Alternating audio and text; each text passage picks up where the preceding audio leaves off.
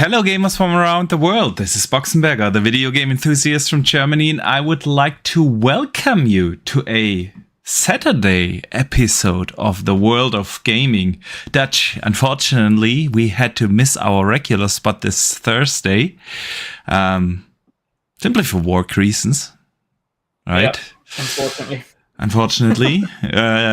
But that's life. And so we thought, man, we need to discuss a couple of the things. And so we didn't want to miss this week's show. And we thought, hey, let's just move it to Saturday. And here we are on a Saturday evening.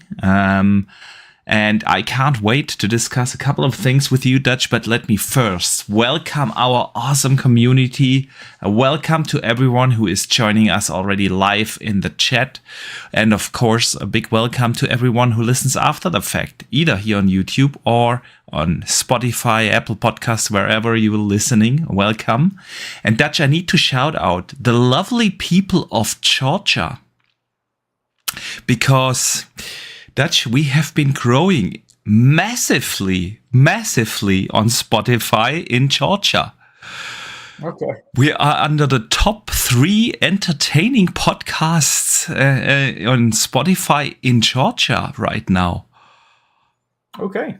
So I have no idea how that came to be, but I want to shout out those gamers who are listening from Georgia, and of course, a shout out to everyone else. So, yeah. Before we start, Dutch, I need to shout out another guy, our good friend Rafe Demos, who is actually now traveling across the globe. He's flying to London, and he sends in a super generous super chat of $20 and says, Boxy Dutch, on Saturdays air laughter and stories, a joy to share. With witty banter and friendly tease, you brighten the day with delightful ease. A podcast party, the best kind of fun. Now hit the fucking like button, everyone. Man, what a way to start the show. Thank you so much, Rafe Damos. And of course, again, Sith Lord asks, the country or the state? No, I'm talking about the country. We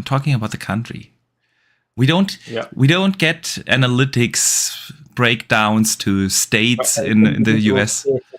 No. Or any other country. We don't get that. The other day, I was browsing through our Spotify and Apple Podcast analytics, and I've seen that, man. There was a massive spike in Georgia, and so, man, it's great. That's what gaming is all about, right? We are sitting here in Germany, you in the UK. We have a lot of people listening from the United States, obviously from Georgia. We have a lot of people also listening from the Northern European countries, from Sweden, Norway, Finland. A couple of people from the Netherlands, from Italy, from Greek. It's what gaming does, right? It unites people across the globe, and that's what we are all here for. And with that, Dutch, let us talk about what unites us and what brings us joy, and that are obviously the games. So, man, what has kept you busy? And let us know in the chat, of course, what you guys have been playing. And if you're listening on Spotify, Apple Podcasts, or anywhere, drop it in comments. We'd love to hear what you guys have been playing. Yeah, I've been busy with work and things this week, but I did get a chance to play a little bit of Ninja Gaiden 2 Black, which was obviously the Shadow Drop came. And it's great. It looks great, performs great. It's fun. Obviously, I think everybody is fully on board with the fact that the camera movements are absolutely terrible. Yes. But no, it's a great game. It looks great, and it's a nice little warm up for the big one later on this year, Ninja Gaiden 4. Outside of that, I started playing a little bit of Kingdom Hearts 2. Oh, sweet. How did you end up playing Kingdom Hearts 2, man? I just was in the mood for doing it, and I hadn't played it for a very, very, very long time. Actually, I haven't actually played Kingdom Hearts 2 on the Xbox. I've played it on the PlayStation, and I have had it installed on the Xbox for a long time. And I thought, have I actually started a save on Xbox? And I hadn't. So yeah, I started a brand new save on Kingdom Hearts. So yet another Sweet. RPG that I'm playing through alongside Final Fantasy X. And I don't know where you find the time, man. I don't. These are just like casual drop-ins. Yeah, So the good thing about yeah. these RPGs is you can just save it and then come off and then just pick back up where you left off and continue on. So yeah, that's all that's kept me busy this week. Those two games. Sweet. I've also been only playing 2 games, and we have Otterst. I'm probably butchering the name. Otterst in the chat. He says greetings from Poland. See, a country I forgot to mention. Right. We've also listeners from Hungary, and I probably missed a couple of countries from the top of my head. So shout out to everyone again. But yeah, Dutch, I've been playing also Ninja Gaiden 2 Black Edition, having a blast again. It's a throwback. I haven't played a Ninja Gaiden game in, I want to say, at least 10 years, if not more. Yeah. Right? Yeah. And it's just old school, man. It looks fantastic. Runs butter smooth, actually. Well, I wouldn't be able to tell. I've only played with VRR on, so even if there are some frame dips, you basically don't notice them. But it runs great. Looks great. I'm with you on the camera. They could have fixed that. But on the other hand, it's kind of part of the charm, right? That's what these games used to be. And we are so spoiled in this day and age with a lot of mechanics. Camera movement is just one of them. A lot of other quality of life stuff that we've come to, that just became a standard, right? And we've come to love and appreciate. And but that doesn't take away from the fun I'm having. I'm not too far in. I want to say chapter 7. Okay. So halfway. Pardon? Is that bit like about halfway? I can't remember, man. I can't remember. It's been too long. I can't remember how many chapters the game has. So I think it tells you when you kind of back out and go to the menu how far in you are. Okay, I haven't done that. I'm having it on quick resume, right? So right. I wouldn't be able to tell. Maybe someone in the chat knows. But anyway, I'm having fun. It's casual, simple game. I appreciate that they've introduced different difficulties, right? Making it a little bit more approachable. And I'm having a lot of fun. But the game I played the most and that I just can't stop playing is Path of Exile 2, man. I honestly, I haven't been over your age addiction. Yes, I was just about to say that. The last game that got me addicted like that was H4. But Path of Exile 2, man, knee deep in the end game now, and the end game can be brutally hard and brutally challenging, and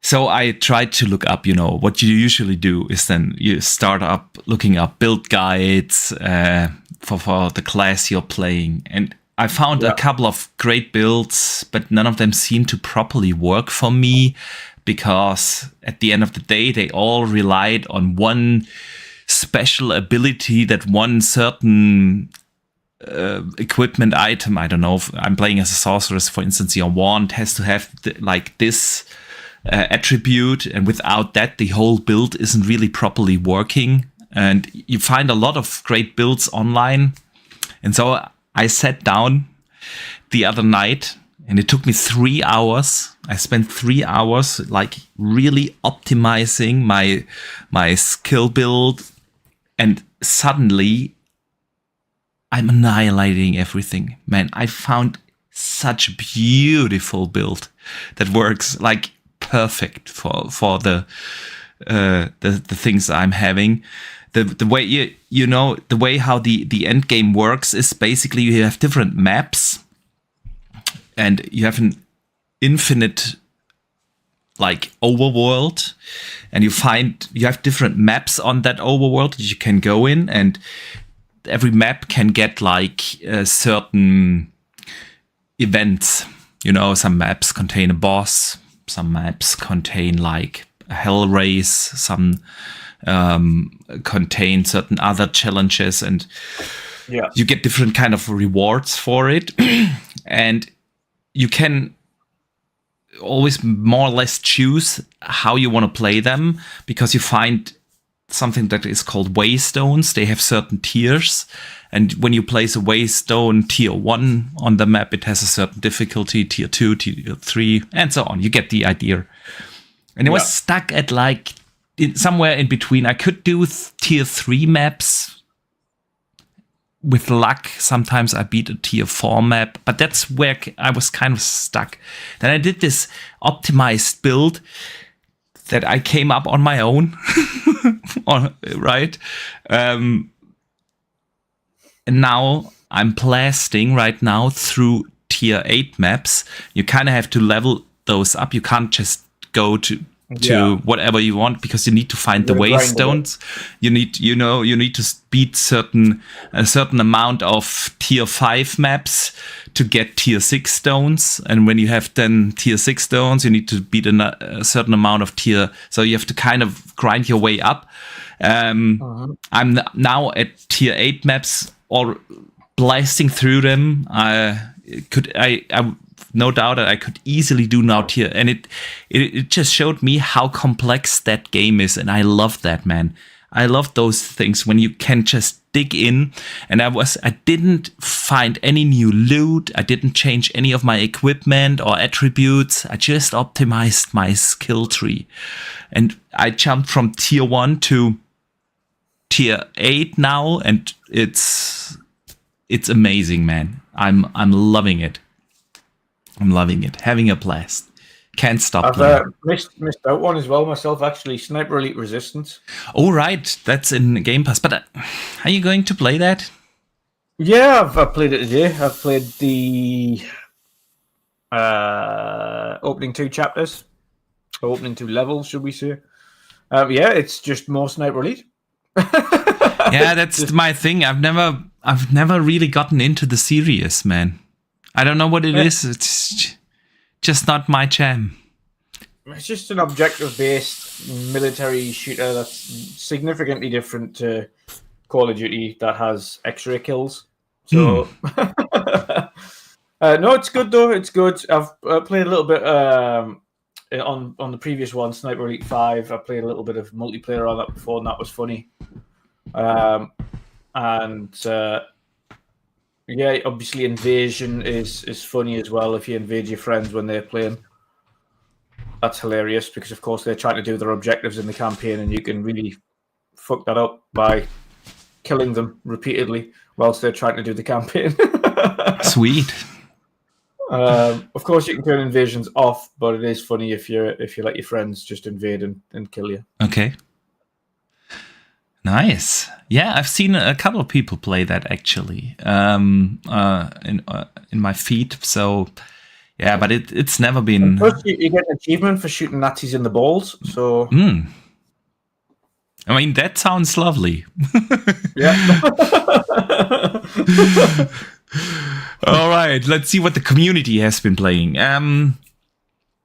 Agent X-Force is on his second playthrough of Road 96 on Game Pass. Sweet. I haven't seen anyone play that actually. But I hope you're enjoying it. We have BT Maverick, who has been playing the bad Spider-Man 2 port on PC. And he says it's almost as bad as the writing in the game. I actually enjoyed Spider-Man 2. I can't speak for the PC port. I played it on the PlayStation 5, but I really did enjoy Spider-Man 2. It didn't do anything new per se, but it was a fun game that I had a good time playing. I tend to find PlayStation tend to have issues with PC ports that aren't done by Nixus. Yeah. And you know what? It's just speculation on my end. Remember when this generation started and we had all the tool discussion? Yeah. The difference in between Xbox and PlayStation was that Sony has been heavily relying on proprietary tools, right? You can kind of see that also now with the PS5 Pro, where they have PSSR, which is a proprietary Sony solution, right? And it helped a lot of games in the beginning of the gen when tools were ready, tools were more or less comparable to the tools that they had on the PS4. Developers were familiar with it. But it's all been they all were optimized for console and PlayStation hardware, right? Now you switch over to the PC where you have this open ecosystem and you have basically an infinite number of hardware configurations, right? You kind of have to transfer those proprietary tools over, and I feel like we've seen that multiple times now with PlayStation ports coming to PC, where a bunch of games just didn't perform that well because it takes a lot of effort to port a game over from PlayStation console to PC, which is kind of different with what we see on Xbox, because not only is every game launching day and date anyway on both systems, but they both run on DirectX, right? Both versions, which I'd assume makes porting over in between console and PC or vice versa a lot easier. Yep. Just my speculation. But yeah, I've seen a lot of people actually having issues with Spider-Man 2 on PC.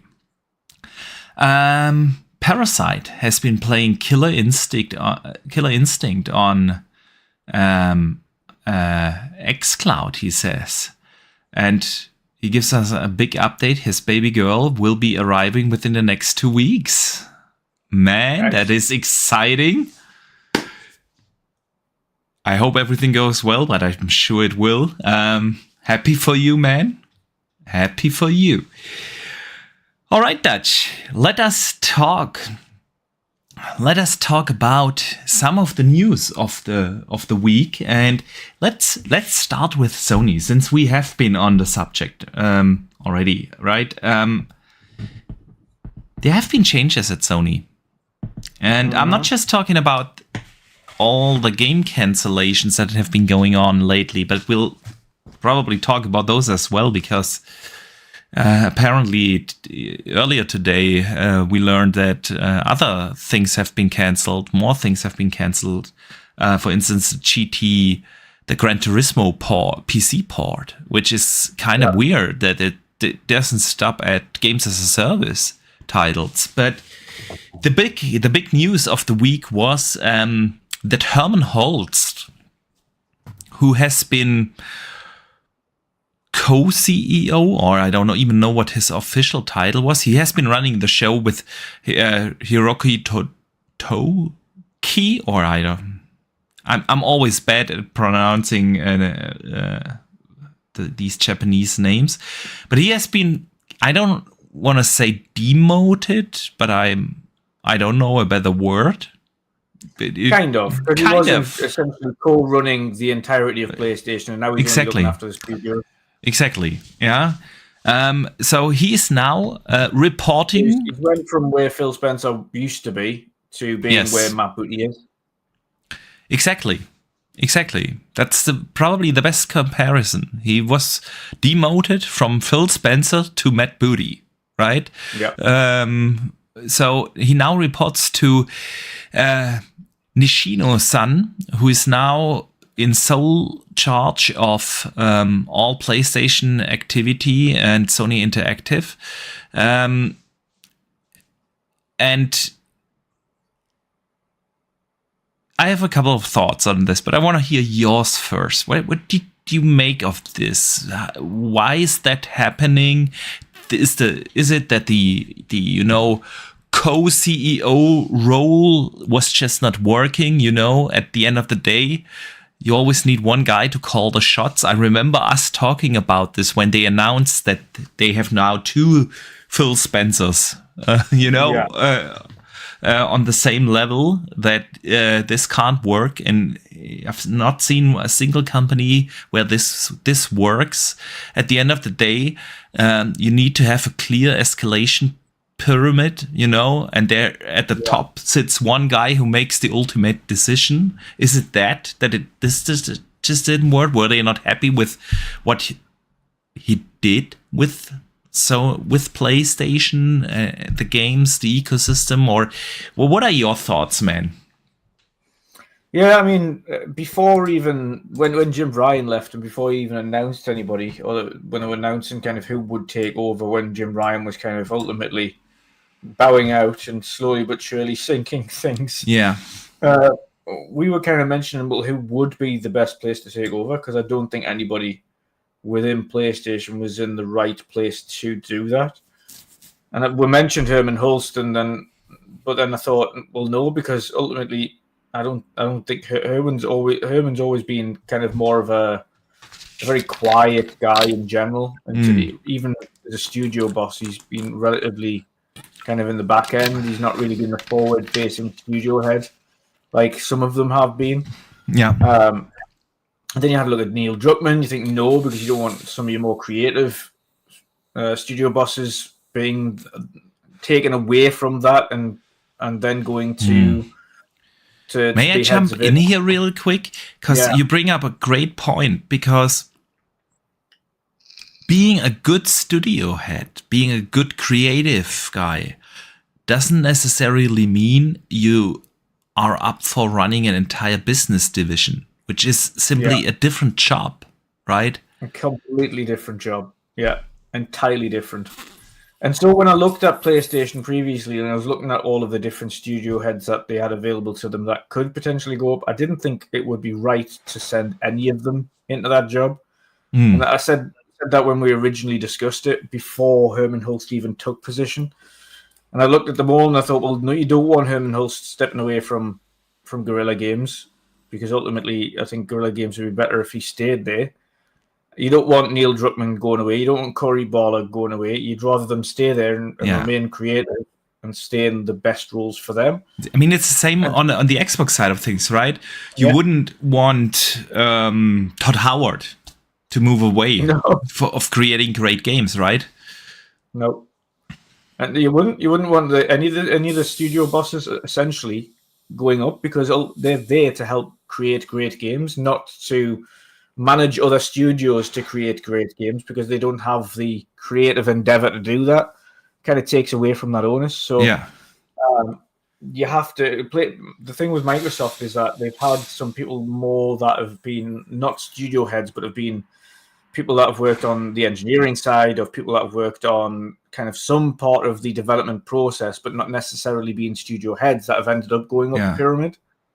The likes of Phil Spencer, of course, was kind of a developer per se in small time. Well, he went aside. He wasn't really a developer per se. He wasn't sitting there coding stuff or creating assets or something like that. He was always more in the managing side of role, overseeing studios, overseeing portfolio, and I think you make it. That, but he hasn't been like kind of front and center of any studio at any point, which is kind of ultimately the endeavor. So you don't want to take out the leads from these studios and put them into a managerial role, and by that I mean managing portfolios, because that wouldn't make sense. They're not.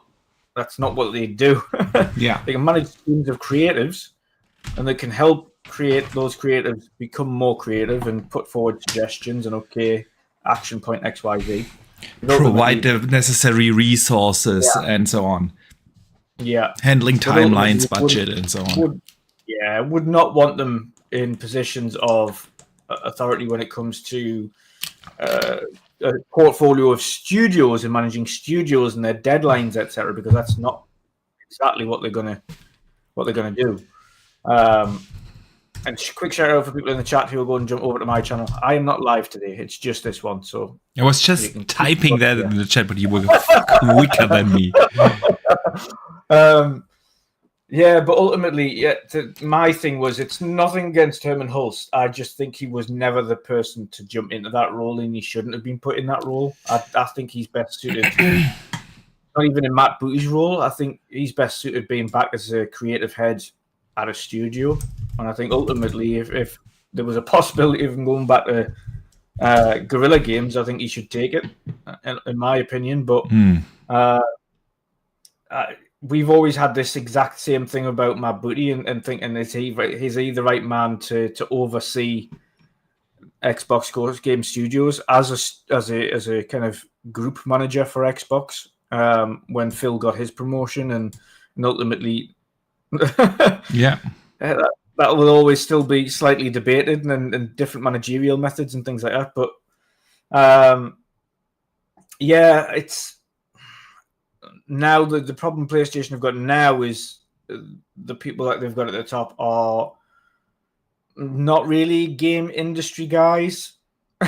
They're more business people. And so they will make business decisions as opposed to making, we'll make this IP, we'll make this franchise because fans want it.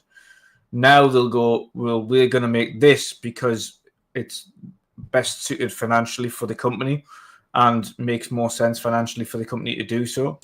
Whether that be cutting down IPs because they don't think it's progressing well enough, or whether or not be cancelling projects because they don't think it's progressing quick enough, or it's not going to make a good enough return of investment. I think you need a fine balance. The person that's in charge needs to have a great understanding of gaming and the gaming sector, and be a good business person in order to run it. So it's going to be quite a tough one. And my own personal opinion was I'm not too shocked to see Herman Hulst out of there because I don't think he was the right person for the job to start with. And that's no shade on him. I just think it's not his position. I mean, obviously, he has been head of PlayStation Studios since, I want to say, 2020. Could have been 2019.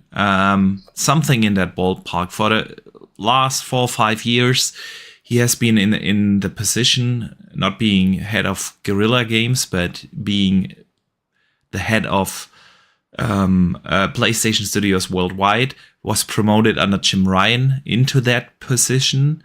And obviously, if he wouldn't have been like in Jim's point of view, from Jim's point of view, the right guy to follow in the footsteps of that games as a service strategy. Making 12 ongoing games, live service games, which now 10 of those have been cancelled. And I wouldn't be surprised if more get cancelled. So obviously,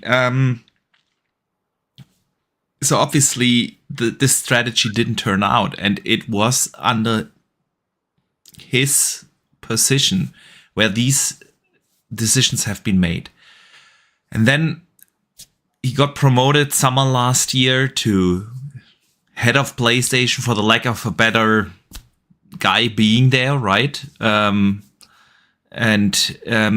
Now he's been demoted because obviously that original strategy that Jim put in place, and he was a key role in executing that plan, has phenomenally failed.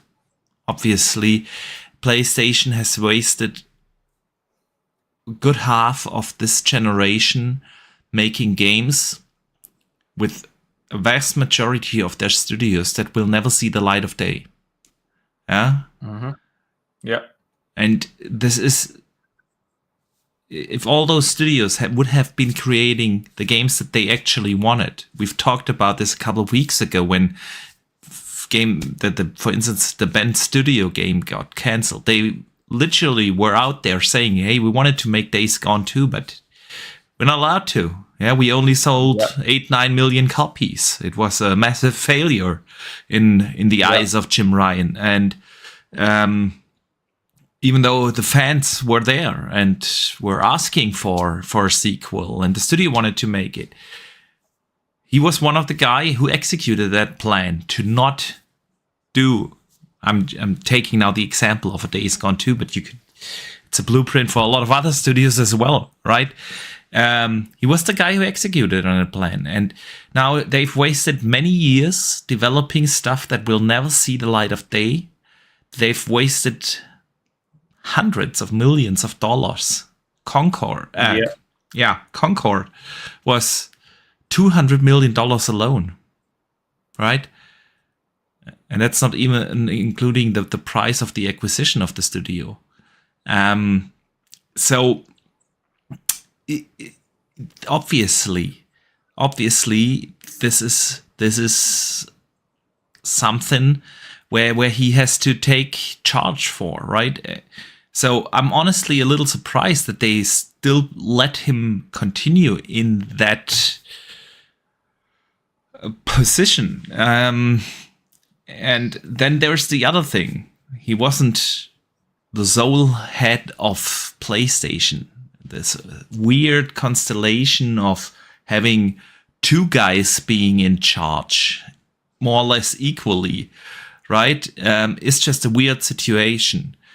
And especially when times get rough, you kind of need a firm hand in such companies, right? To set the ship in one direction. If you have two captains and one tries to pull the wheel to this side and the other guy tries to put the steering wheel to the other side, it just doesn't work. So I can see why they want to get rid of this co-CEO stuff and have one guy in charge, and that's Nishino. And he's made a name of himself last year when he was like not being happy and talking about this publicly about the exclusive strategy that they have, right? Not putting games into more places. So if he still, and I mean that's not even 6 months ago, right? So I would assume that's the new guy's strategy to also try to be in more places. Basically meaning I still don't see PlayStation doing what Xbox does and putting the games on Xbox, but I do feel that day-and-date PC games are coming rather sooner than later now. Yeah. And that this is definitely a strategy going forward for them. But then on the other hand, Dutch, I mentioned it earlier, you hear things like the PC port of Gran Turismo getting cancelled. Which makes no sense, because of all of them that would make profit on PC, it would be a racing thing. Yeah, absolutely, especially on PC, yeah, where these racing enthusiasts that have like the big setups, you know, with wheels and chairs and everything, are mostly home. Yeah, that's PC. So, and let's be real, if your game is already done, porting it over to PC, getting a finished game over to PC and sell another 1 million or 2 million units and making a couple of millions in return is such a low-hanging fruit, right? So, I mean, obviously the guy just took over 2 days ago, or actually will take over It was announced 2 days ago. He will take over from April 1st.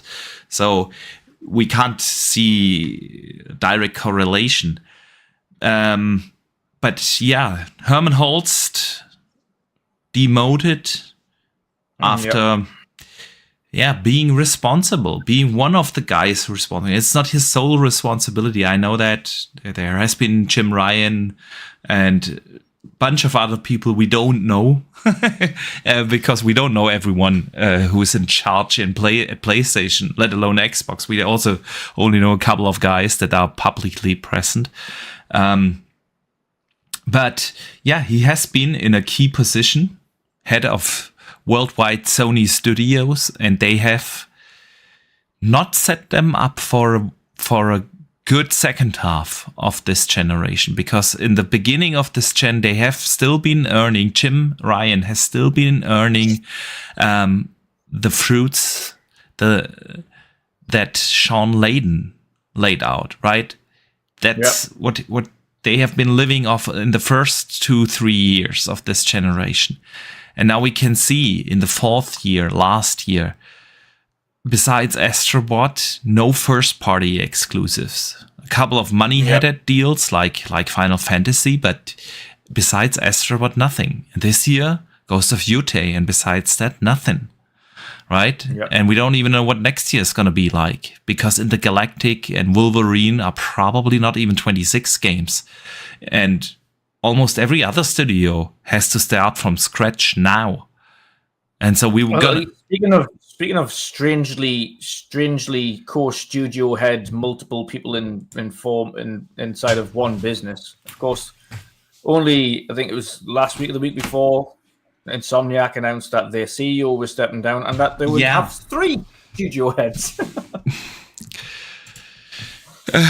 Dude, what is Sony doing? Right? Insomniac has been their single powerhouse studio. They've been carrying this gen more or less solely on their back. They had the bangers in 2 Spider-Man games and Ratchet and Clank and Rift Apart and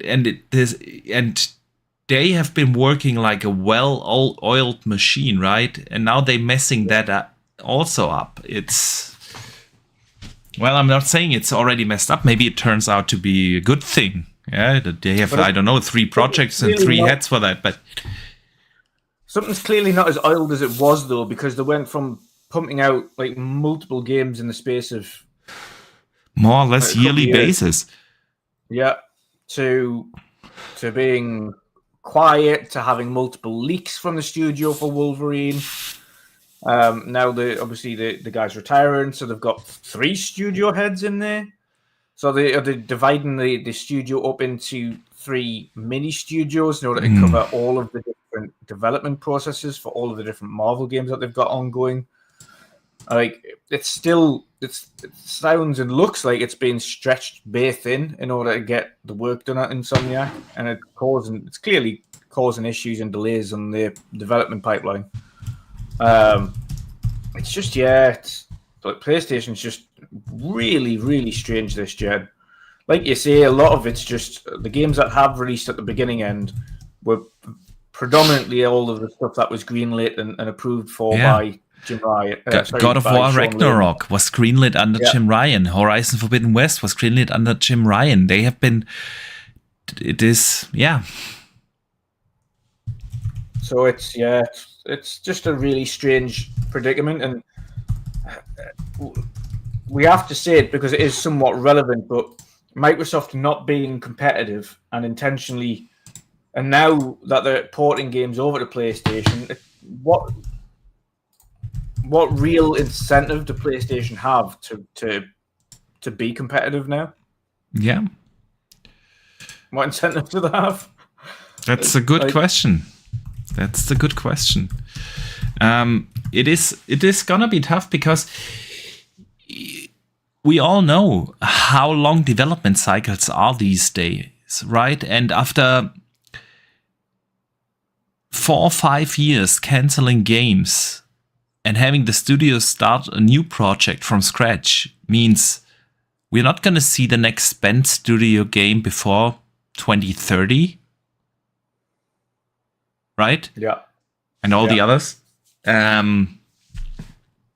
So, yeah, man, it's time for new leadership there. And I wonder how it's going to affect that Nishino is now in charge, how it affects their overall platform strategy. So, yeah, man, we shall see. We shall see.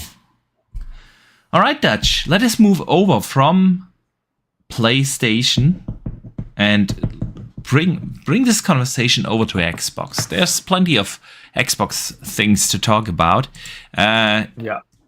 Let's get the numbers out of the way, right? Yeah. There have been a couple of numbers. It's what always happens when Microsoft has their investor calls. And there have been good numbers. There have been bad numbers.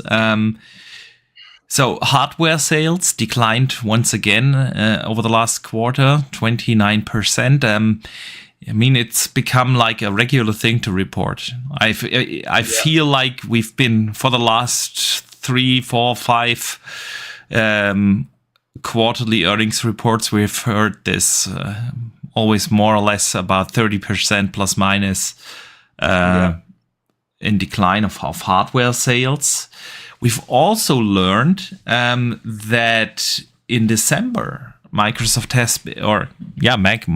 Xbox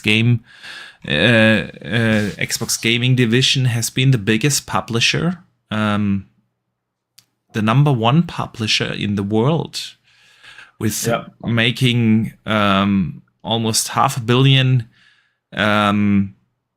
revenue in just 1 month across all of the platforms that they are on. That includes, of course, Xbox, PC, and PlayStation. We've also learned, and I had no chance to actually fact check that, but since it was tweeted out by Shinobi, and he usually knows his stuff, that Xbox has made more profit on PlayStation, about 60%, than on Xbox and PC combined, which roughly comes together to about 40%. So, Dutch, what do you make of these numbers and things that we learned? Yeah, I mean, obviously the thing about the more profit on PlayStation, it's quite easy to see because the vast majority of Call of Duty players are on PlayStation. Yeah. Call of Duty, Minecraft, and the good things. Also paying full price for the Call of Duty on PlayStation. Yeah. Don't have to worry about that on Game Pass on PC or Xbox. Of course, there's going to be people that buy Call of Duty on PlayStation, on PC, but a lot of people will also play it on Game Pass. And then, of course, they've got, because although they have released quite a few titles on PlayStation, they haven't released that many that make recurring revenue. Yeah. Sea of Thieves was relatively successful. Yes, they've got Minecraft there, and they've had a few other releases, but they haven't been like mega huge releases, should we say, on PlayStation? Not yet. So I would like to say the vast majority of that will probably be down to Call of Duty. I agree. Majority of that. I agree. There was a few other kind of weird things as well that I saw that I don't think people quite understand how some of these, especially these corporate sales figures things work and earnings reports, because Microsoft like to be very, I wouldn't say deceptive, but they like to make things look better than they are in certain circumstances.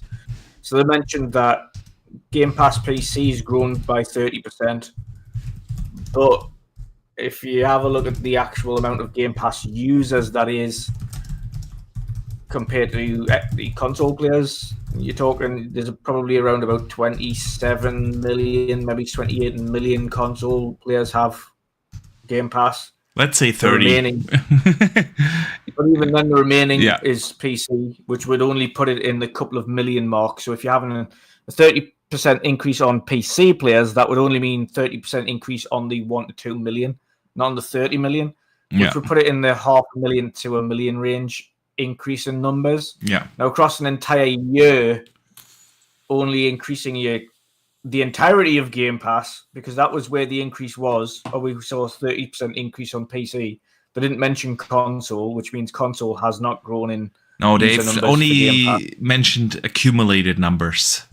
Yeah, exactly. For the ecosystem, so, with that in mind, you've probably only grown Game Pass by maybe 1 million in an entire year. So you've maybe went up to 31 or 32 million from 31 or 30. So it's not a big jump when it comes to subscription services, despite Call of Duty being there. So I think that just makes it sound better than it was. And I don't think that'll be ultimately that great to have a look at. True. Ultimately, the bottom line for them is, okay, where we're going to get the most revenue from. And they also, I would imagine, look at Game Pass and say, it's not the biggest thing that we can see growth in. They're not really pushing Game Pass as hard as they once were. Even then, we've mentioned it, even then, advertisements play anyway. They don't mention Game Pass in that. Yeah. You have to go to a random news article on Xbox Wire to see the term, you require Xbox Game Pass Ultimate in order to use the cloud, which allows you to play games anyway. Outside of that, they don't really push Game Pass that much. They talk about you can play it on your TV. They talk about you can play it on your Fire Stick, but they don't mention Game Pass. Yeah. So they're not actually pushing it. So I think their focus right now is making revenue where they can on other platforms via putting games there. So that's where their big kind of announcement was, okay, where we generated 64% of our revenue on PlayStation for gaming, which is a big thing, of course. Yeah. But we'll see how that changes over the years when everything goes over there and see what the changes are. But the consistent decline of hardware does not give me faith for the future of Xbox's hardware, no matter what they say in interviews. And they say a lot, and everyone's like, yeah, but they said this is an interview. Yeah, but how many times have they said things in an interview and it's not been the case? When they took over Bethesda, they mentioned that, okay, this is for exclusives. Anywhere where Game Pass is, that's what we're doing this for. And then when they took over ABK, when they just settled, they're like, there is no red lines. Everything's going to go everywhere. Like, there's no holds barred. Yeah. So it went from this is about exclusives to no, we don't care about exclusives anymore. So it's strategies change, and I think their strategy ultimately will change given the consistent impact on hardware sales.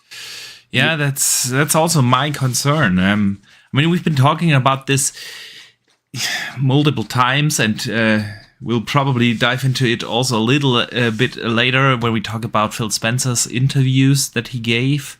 But yeah, at the end of the day, if the hardware business doesn't make sense from business perspective anymore, and that happens if it declines and it declines and it declines, and it'll be a tough thing with a tough discussion within Microsoft. Why are we even doing this? We could just be third-party publisher and make the money, right? Which is obviously not what at least I want. So yeah, I'm looking at these numbers also with little mixed feelings. The hardware thing is gonna be a topic eventually. Maybe in 2 years, 3 years, 4 years, we don't know. I mean, but it has to be. It ultimately depends on how they kickstart their next hardware cycle and what the unique selling point for that hardware is.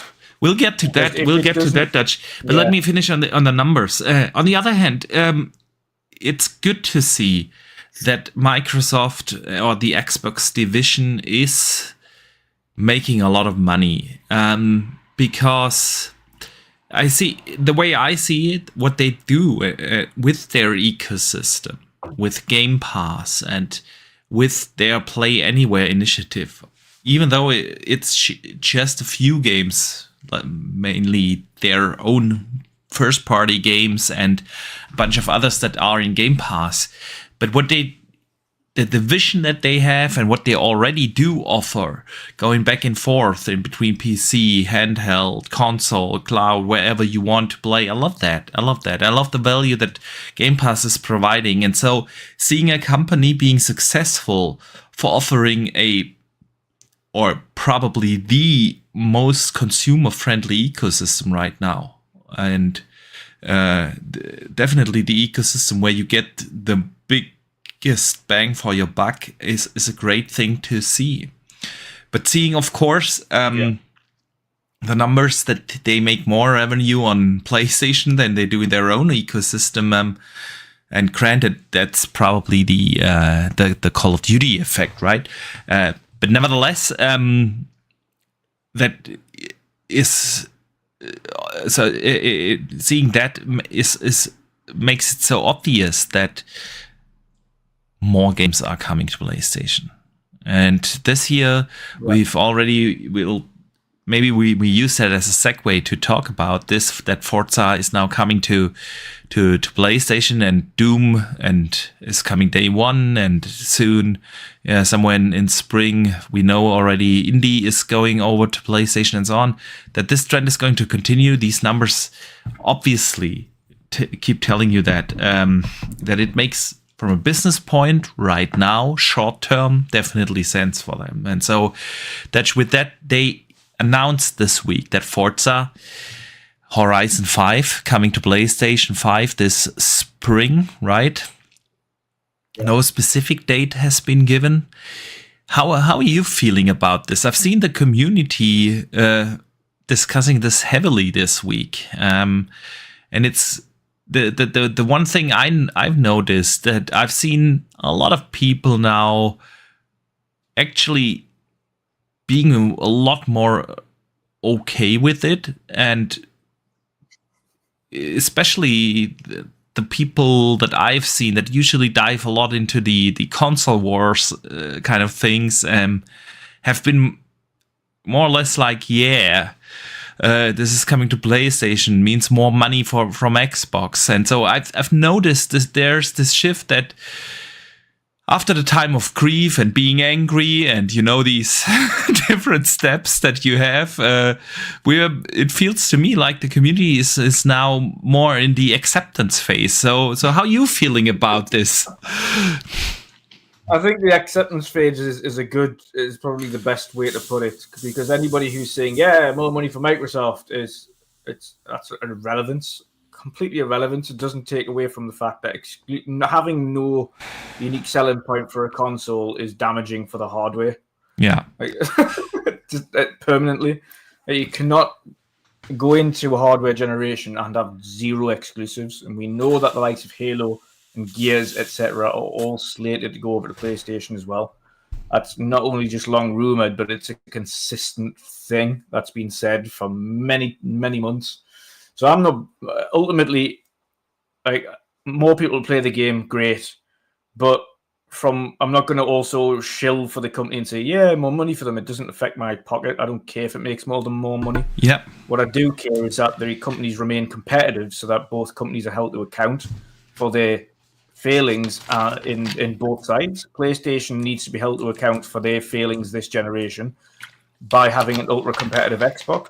The problem is Xbox's version of competitive is just giving everybody everything and then not being competitive in the hardware space. So then PlayStation don't need to be. So it means that they don't need to be competitive at all. Yeah. So I don't see it as an overall bonus to PlayStation, to Xbox as a whole, because I think having no exclusive software is damaging for the long run on Xbox as a brand. I really do. Yeah. They are going to be a publisher. Yes, you can play games anyway. You can play games on PC and you can play games on mobile, etc. And then there's the other thing of hardware is always going to remain central to the Xbox brand because they need it for Game Pass. Well, they don't, because as soon as xCloud is available absolutely everywhere, or if they get their way, and trust me, they want it to happen, they want Game Pass on PlayStation and they would love Game Pass on Nintendo. If they make that happen, you don't need hardware to have Game Pass. You just need to have your games for as many places as possible. And the problem you have there is their own specific hardware then has no unique selling point. So why would you pick up the hardware that Microsoft produces when the competitive platforms have more players there, have more games there, and have more reasons to pick them up? Yeah, I mean, Rafe Demos in the chat says the exclusive is going to be Xbox Play Anywhere and Game Pass. And the question is, of course, is that enough to pull people in? I don't think it will. The Play Anywhere, again, you mentioned the Play Anywhere thing, but yeah, you can maybe pick up a handheld. But if they're doing what they are currently doing, which is adding more and more games to Xbox Cloud to remotely play your games anyway, that doesn't require an Xbox, by the way. It just requires to have an Xbox account. Yeah. Then ultimately, you don't need an Xbox for that. You can have any handheld, a PC, a TV, a Fire Stick. Yeah. I get that. Yeah. I mean, see, I'm also in that, or part of that, part of the community that has come to acceptance, because we can bitch about this on the podcast, on social all day long. Microsoft is not going to change that direction in the foreseeable future, right? I mean, well, they're not going to change it at all. Yeah. I mean,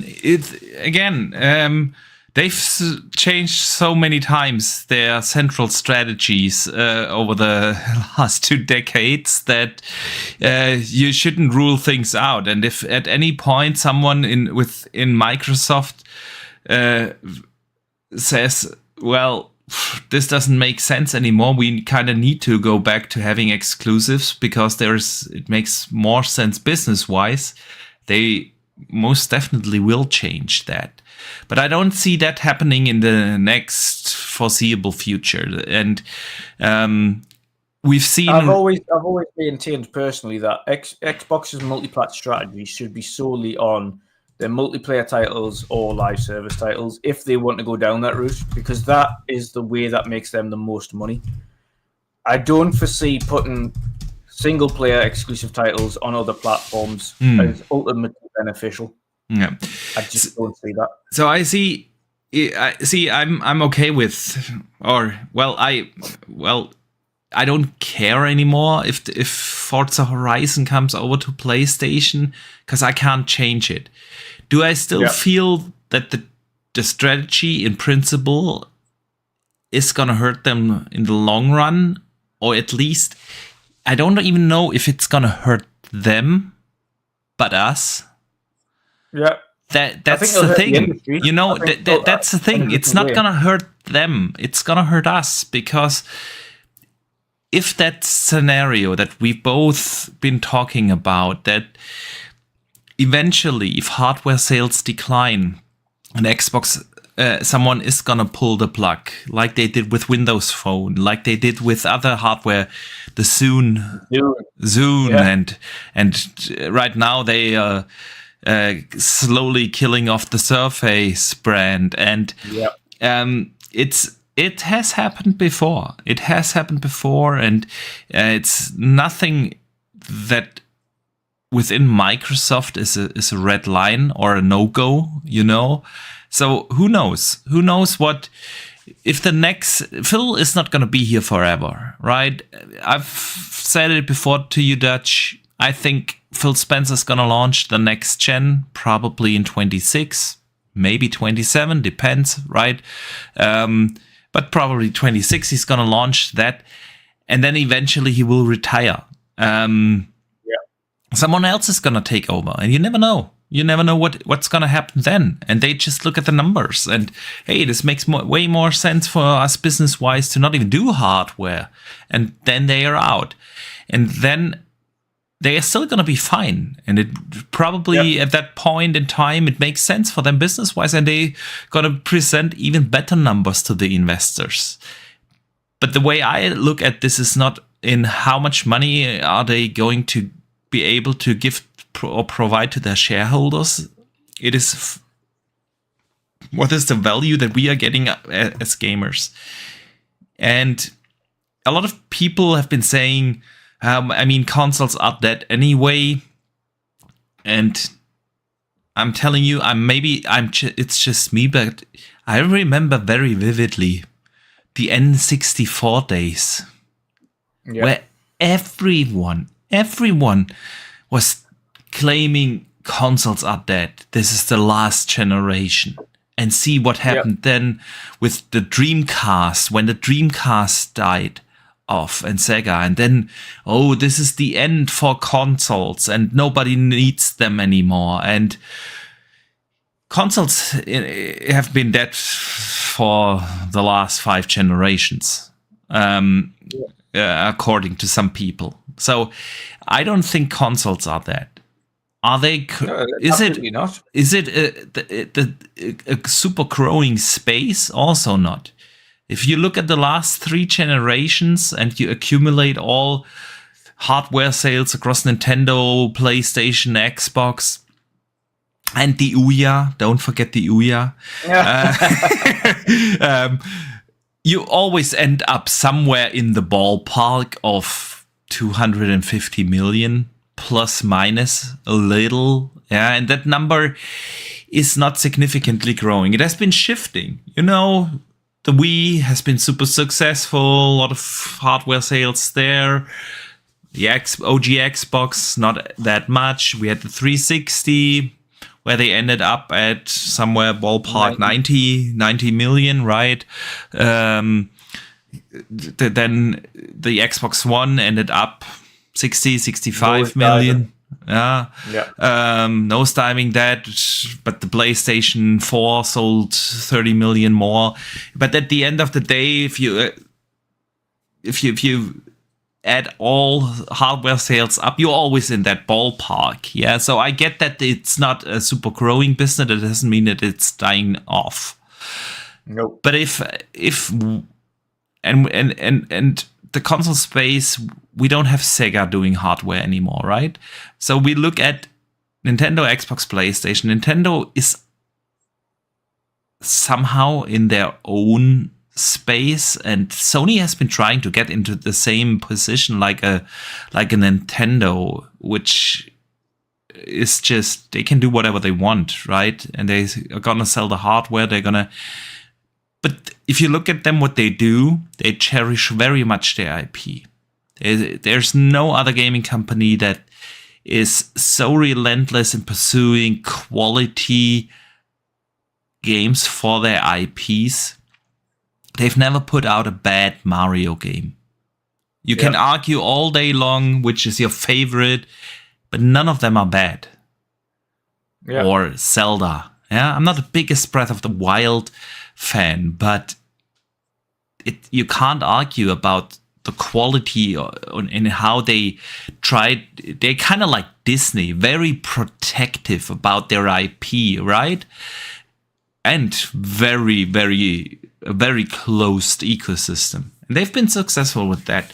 And then you have PlayStation and Xbox, which is on either of them. If you want to play on console, you need to have one of the two, because every third-party game is only coming to those two. You can't play Dragon Age. Kingdom Come Deliverance is not coming out a couple of days, right? Not gonna be playable on the Switch. That won't even probably change when the Switch 2 comes out, because even that hardware is outdated. So it's the Nintendo has always been about their games, their own games, and a lot of them in high quality. That's what Nintendo has been all about. Xbox, PlayStation is for third-party games. That's where we play. If you wanna play all the third-party stuff, and let's be frank, most of the games we play are not the first party games. Most of the games are third party. And so if one of the two leaves that business or that segment, it's not going to help us consumers. Yeah. It was a long speech. I know. I went a Well, little. that's ultimately what I'm kind of saying is my thing isn't about Xbox being profitable, because ultimately they will be. Yeah. They'll be significantly more profitable now Yeah. than they have been, which should theoretically make them more competitive. The problem you've got, of course, is that if the hardware is less and less relevant, then in that specific section of the gaming industry, there is significantly less competition, which is an issue. Because the only other two competitors you have, which is Nintendo, who do their own thing, so they don't care what Microsoft or Sony do. So they're always going to be doing what they want to do, which leaves one that should be competitive and hasn't been this generation. Yeah, and that's Sony. That's exactly when we look at how Sony behaved this generation. They are not doing great either. They were the first ones to increase game prices. They were the ones that put out remaster after remaster that every other company gave you for free as a next-gen patch, right?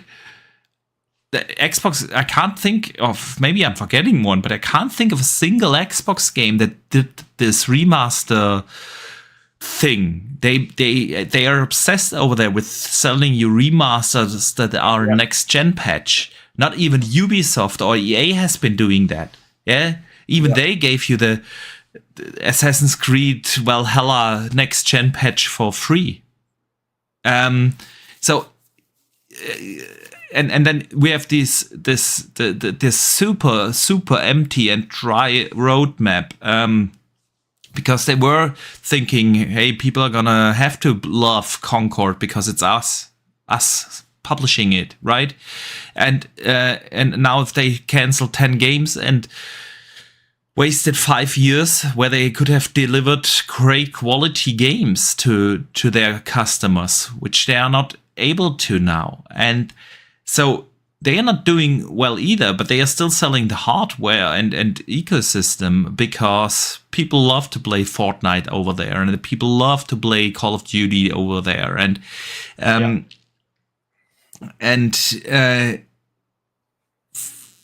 This is why it's so important to have competition. Xbox wouldn't have done Game Pass or backward compatibility or Play Anywhere and things like that if they wouldn't have had the pressure from the competition.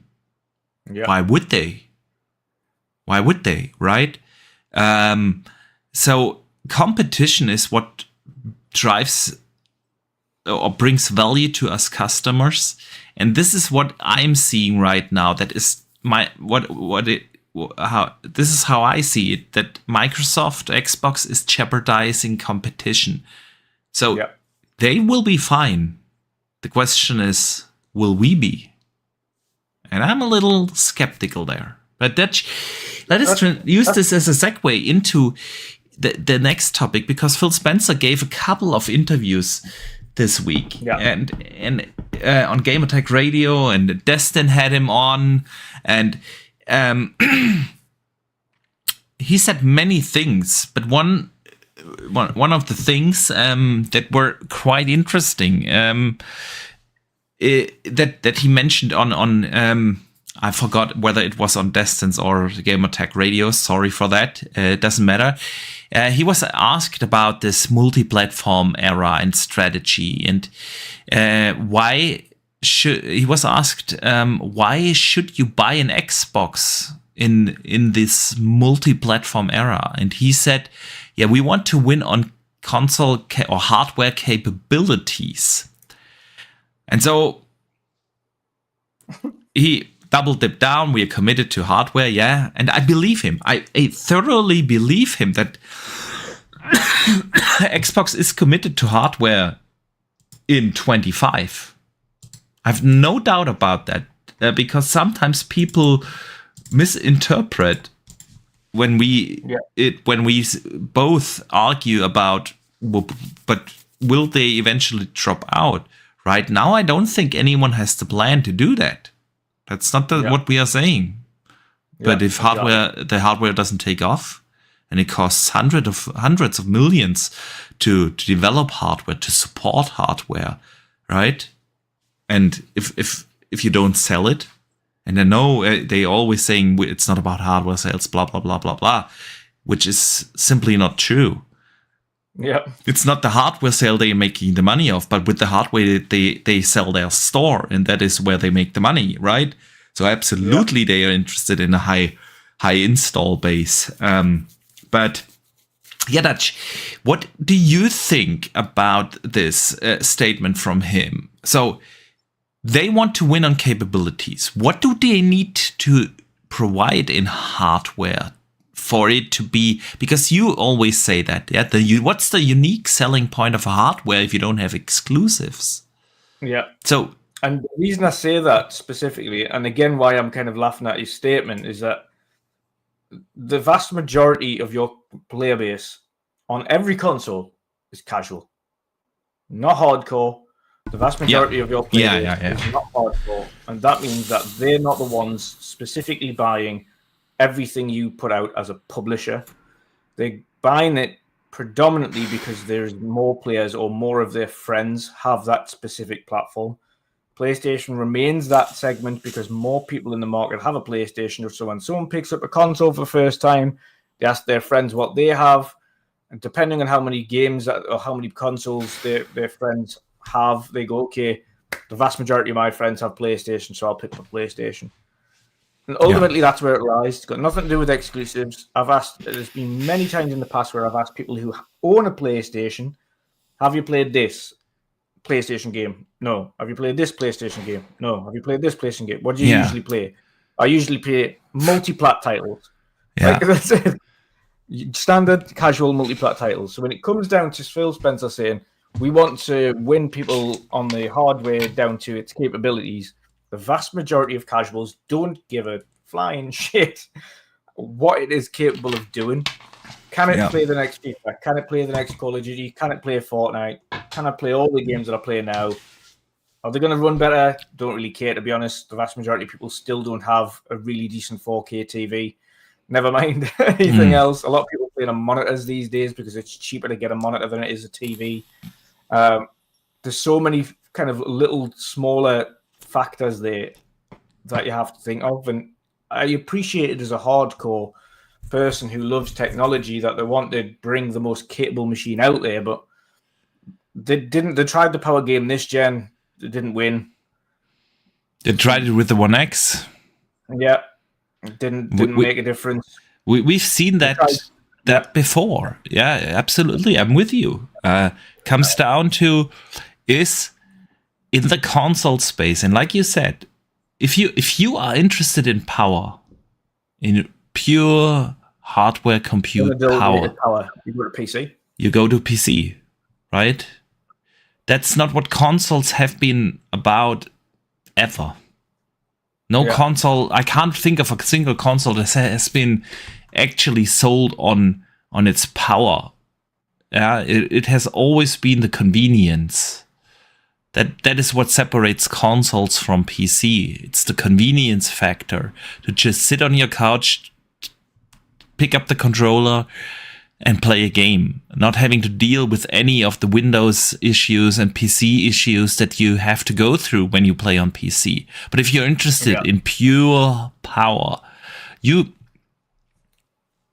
are probably not gonna pick up a console. So I've been thinking about this as well. I'm even thinking about if they added Steam and other marketplaces and things like that. That's not something a casual cares about. I'm not sure. Actually, I would disagree.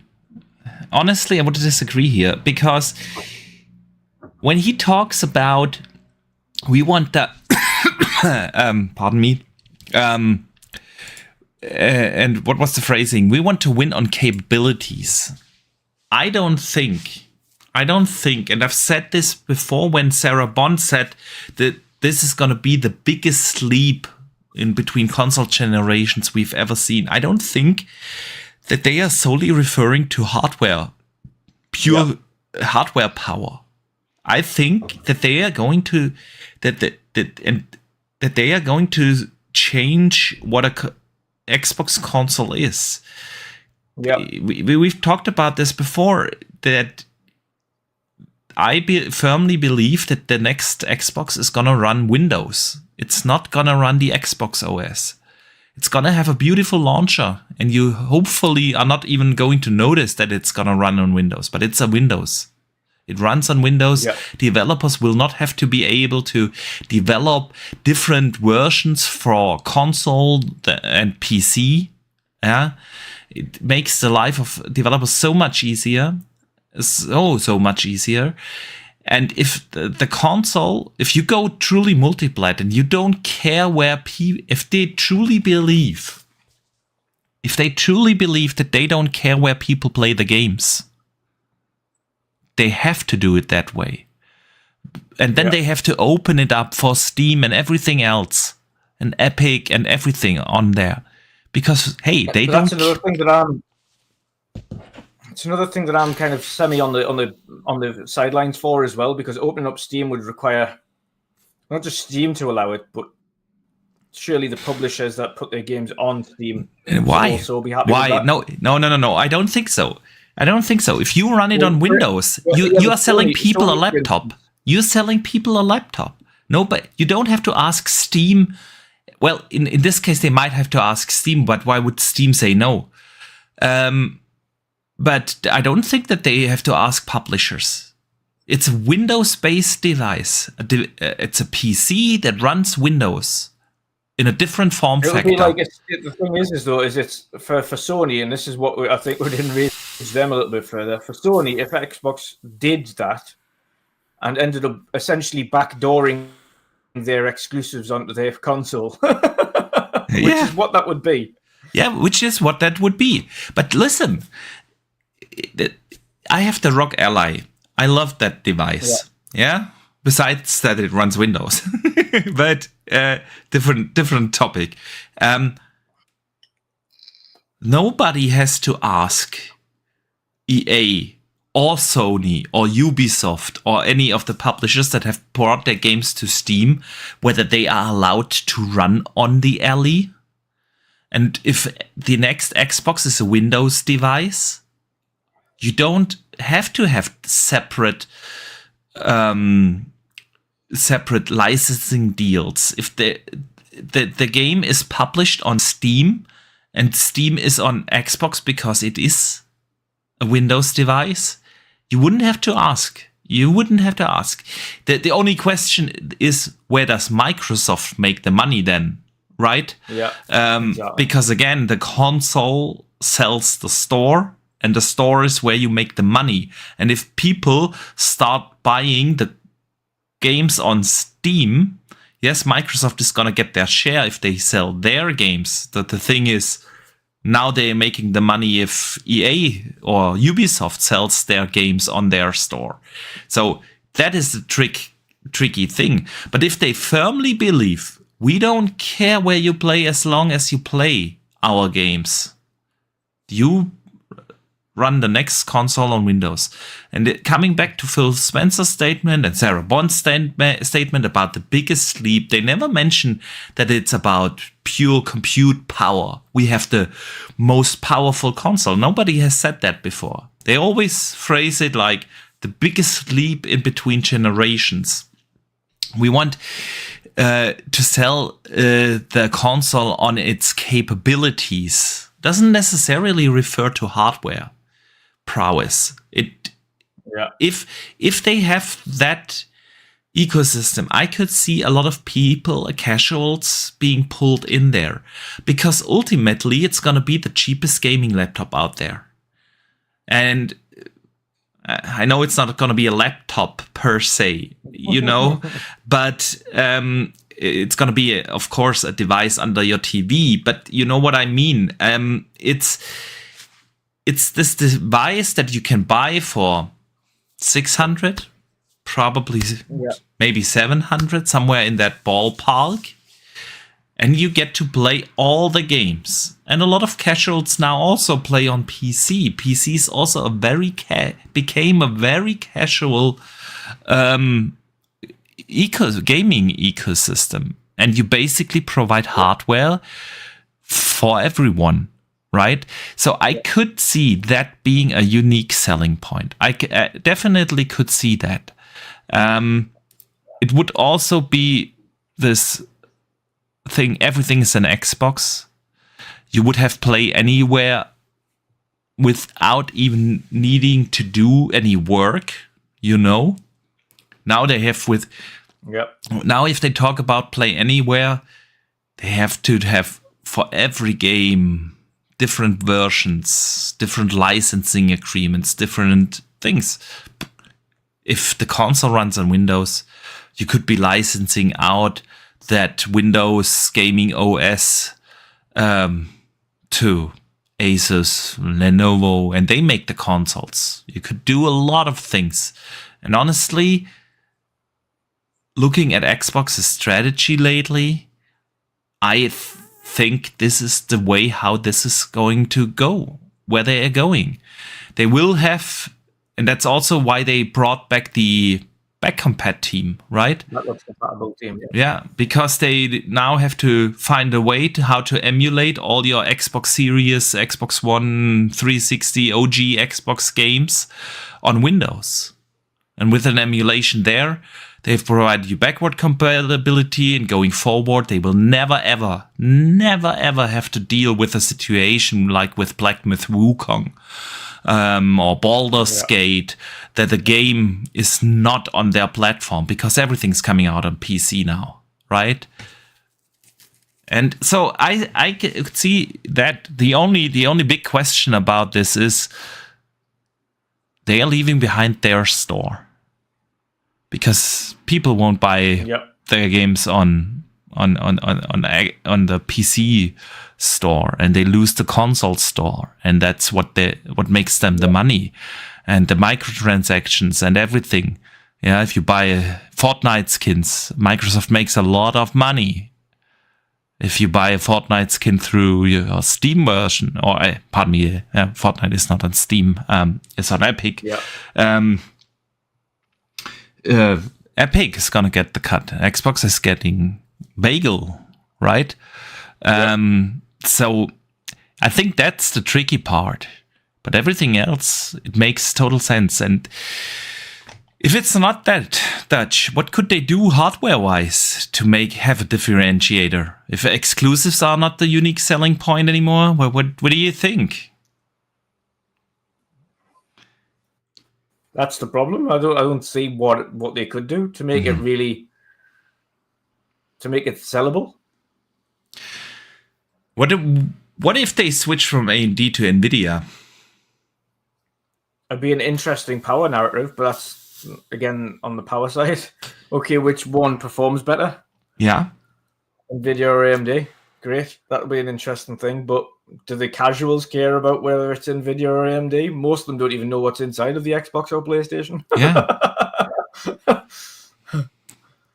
The only thing, the one thing that we all should be screaming out for is significantly more RAM. Significantly more. But then give games a little bit more overhead. I'm fully with you. It would make things super interesting in the hardware space of consoles again.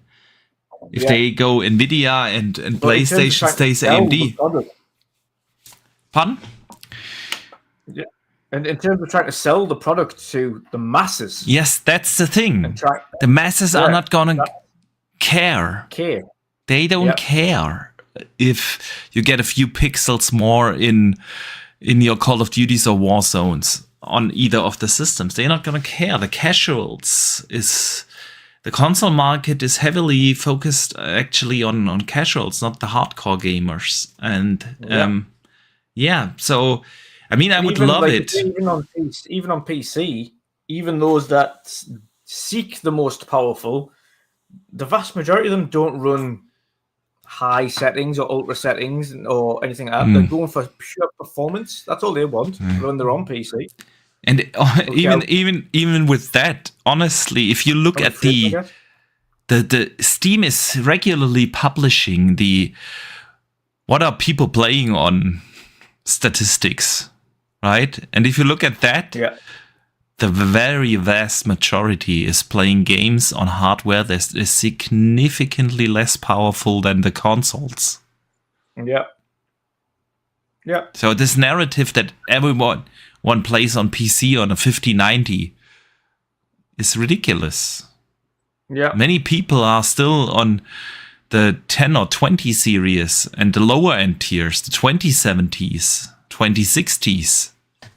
Yeah. Right? Vast majority are. It's only like a 0.1% of people have the highest end 4090 card. Not even that. Yeah. 0.0 something. So yeah, man, it's gonna be interesting. I mean, I also thoroughly believe that they are going to release with the next gen a handheld, and having that in with the combination of what they already have with Play Anywhere, free cloud saves, moving seamlessly in between devices, that's definitely gonna be a differentiator. The question is, I think the handheld could be more popular than the console. I agree. I mean, I would buy one in a heartbeat, obviously, but I agree that this could be a very unique selling point, that you have that, Yeah. And if they are super smart, they're not even gonna have two consoles, the handheld and a super powerful docking station, with an external GPU and a couple of other goodies in there, or bigger SSD, big boost for the CPU, or more RAM. And you have this, seamless transition. You dock it in, have your Xbox stationary console-like performance, and you pull it out. That would be like a true unique selling point. Yeah. I agree. Do I think they're going to do that? No. No, I don't think so. They'll likely have two models. They'll have the console and they'll have the handheld, and that's that. But I agree on the. I don't even see that as a truly big, unique selling point as well. Being able to play everything everywhere, because there's already people that do it. You mean Steam? Steam, yeah. That's the thing. With what they are going for, their biggest competitor is Steam. Yeah. And you don't want to mess with Steam, because everyone plays on PC on Steam. Nobody's using the PC app of Xbox or Epic or anything else. Yeah. You get significantly better sales on Steam all the time for games, and the prices are always significantly better. Even the game versions are better. Just right now, over this week, we learned Ninja Gaiden 2 plays better on the Steam version. They have an issue with the frame gen on the Xbox PC version. So yeah, man, it's gonna be interesting what the actual differentiator is. But this is the dangerous thing. If the next Xbox console is not, the hardware is not selling enough, and they can bring people back in, or new people into the hardware ecosystem, I'm not sure how long they are going to continue to support hardware. They're gonna definitely do a next gen. Yeah. But yeah, interesting. All I've been saying is, if it continues to go down the way it has been, because it is the second worst selling console generation that they've had out of 4. And if you continue that trend for a further 2 generations, it will ultimately become a point where they go, why are we spending billions on research and development, production, manufacturing, maintaining the servers and so on? Yeah. Why would we do that? And like you mentioned, everyone keeps saying, but they still support service. Barely. Yeah. They've already killed the studio off back in December. So Surface Studio doesn't exist anymore. You can still purchase previous ones, but they don't manufacture new ones. So if you can find one that's left, you can buy it. And then the newer models are just revamped versions, an AI version of a previous model, and a business version of a previous model. Yeah. So not like they're creating brand new Surface devices, because they're not. So they're just like slightly upgraded versions of models that already exist.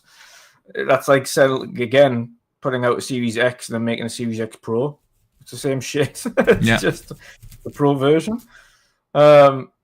So they're not, and even then, you would think over time the Surface probably will go as well. I can't see why it wouldn't go, because it's just not that profitable for them.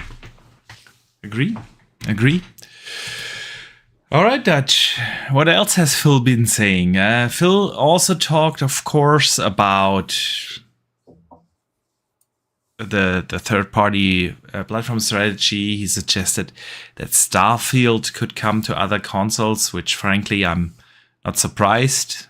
It's just a matter of days, matter of time. Not days, but matter of time. It's a matter of days, guys. You heard it here first. Yeah, you heard it here first. That, by the way, that is so funny. After them announcing Forza Horizon 5 coming to PlayStation, all these rumors about the Gears collection started to resurface again, and suddenly a lot of these legit insiders again came out. And if I've heard that it's already in the works, and that it's going to be announced soon, and we've been hearing that for 3-4 years, and I'm not saying that it won't. If the Gears collection is actually a thing, I'm not saying it won't come to PlayStation, but it's such an educated guess. Of course, if you do a Gears trilogy, and your new strategy is to bring those beloved IPs over to PlayStation, it's the best way to bring it over. Give people a chance to play the original trilogy. Right, the people that have never played it. So it's such an obvious thing to do, and has nothing to do with insider knowledge. You don't have to be an insider to guess that. But anyway, he also talked about that they will support the Switch 2, which we don't really know when it comes out, but probably first half this year. We have to wait for the April event to find out when it comes out. And also nothing really new. We knew that, right? A lot of people have been discussing this, but at the end of the day, this just follows along what they've been saying for a while now. Yeah, of course. They said it during the ABK trial. Yeah, we intend to bring Call of Duty games to the Switch too. It's really not much news per se. But what do you think are going to be the first games that we'll see on the Switch 2? Grounded, Sea of Thieves. Yeah, I think I agree. Forza. Basically the same games they have now brought over to PlayStation, honestly. Yeah. A lot more of the family-friendly stuff. You probably see a version of Doom running on there. I think you'll to be fair, I think you'll see the vast majority of that you've seen on PlayStation so far, plus a couple more the family-friendly stuff. So I mean, again, I don't mind. I don't buy Nintendo to play third-party stuff on there. I know the vast majority of people don't either. The vast majority buy for Nintendo to play Nintendo games, because that's why we buy a Switch. Like, there's no other reason to buy a Switch. It's the least powerful out of all of them. Yeah, I agree. I'm not gonna play any of the big third-party games, as much as I own Witcher 3 on there, by the way. And me too. And I own a couple more, and it is just not. It runs well. Actually, Witcher runs pretty well on the Switch. It runs well, but it's not a pretty experience. Now, if you play in handheld, though, it on the tiny screen, it looks just fine. Actually, it's okay. But I do agree, especially for people like us that do have multiple consoles and so on. You're not gonna play any of the third-party games. And with third-party, I now include all the Xbox games. You're not going to play them on the Switch too. No. But a lot of people only have one console, and that is the Switch, right? And so vast majority of people play on the Switch. Yeah. And but on that note, even Nintendo's sales records prove that not the vast majority don't play third-party games on Switch. Yeah, but because there are barely any. Yeah, and I could see that changing, honestly, with the Switch too, because at least in the first couple of years, I think the Switch will be able to run a lot of the third-party games, because games are now so scalable. This is also something Phil talked about, right? That when he was asked about the Series S and how it holds back the industry and all that good talk, right? He said, well, most games run on PCs that have lower specs, and he specifically mentioned the handhelds, right? The Lenovos and ROG Allies of this world. And so, and obviously the Series S is more powerful or more capable than a ROG Ally, right? So he said actually he looks at this differently and sees this as a good thing, right, for the industry, because it helps developers to develop versions of games that are scalable across a vast majority, from low-end handhelds, low-spec handhelds to high-performance PCs and everything in between, which is also a way to look at. And I think the Switch 2 is in a similar spot now, right? The Switch 2 will be, from all we know so far, in that ballpark of an LE and a Steam Deck and the likes of those kind of devices. So I could see a lot of third-party developers actually supporting it, because why wouldn't you? It's gonna be most likely a massive success again. I don't see a reason why the Switch 2 is not going to sell like hotcakes, right? Yeah, I agree. I mean, it will. It's going to absolutely fly off shelves, the Switch 2. Yeah. It's going to fly off shelves. I'm going to get one. I know you'll get one. I know absolutely. The vast majority of people will pick one up. Even knowing that it's the weakest thing we've played on for a long time. I still need one. I need one. I need one too. There's no way I'm not going to play Metroid, and there's no way I'm going to not play the next Mario or Zelda or whatever. Yeah. But I'm not going to play the next Doom on the Switch, and I'm not going to play Call of Duty on there. Nope, solely for exclusives. And it's about time. They've milked the Switch for as long as it can be. Yeah, true that. It's pretty much overtaken all of their most successful consoles in terms of sales. So hats off to them for managing to do their own thing and be successful at doing it. And I think it will continue to do that in terms of the way it was designed and things. Don't break what isn't. You don't need to fix what isn't broken. All they've done is kind of refined their previous model and made it more powerful. Great, that's fine. It's bigger as well by the looks of things. When you see the side by sides that they've done with it, it's a bigger version of it. But I agree that there's going to be more support for it. Xbox specifically, I don't foresee PlayStation really supporting it that much. I agree. But there's going to be significantly more third-party support for it going forward. Ubisoft, EA, they are going to support it. Yeah, absolutely. But yeah, I think it's going to be a big time for them as well. But Microsoft probably see them as one of their kind of the next big markets to attack. And I think they've been waiting for the Switch 2 to surface before they go, right, let's go. let's attack that market as well, because what's the point in trying to develop so many like older games for an old model that you know is on the way out when the Switch 2 is around the corner? So I think they've got a lot plus, of things I that think are just there are waiting. true limitations, because if you look at the Switch right now, it is so underpowered. It's just not technically not possible. What's the point in doing all of this work for a really old model that's on its way out? Yeah. We'll wait. We've got all the games that we're putting over to PlayStation. That's great.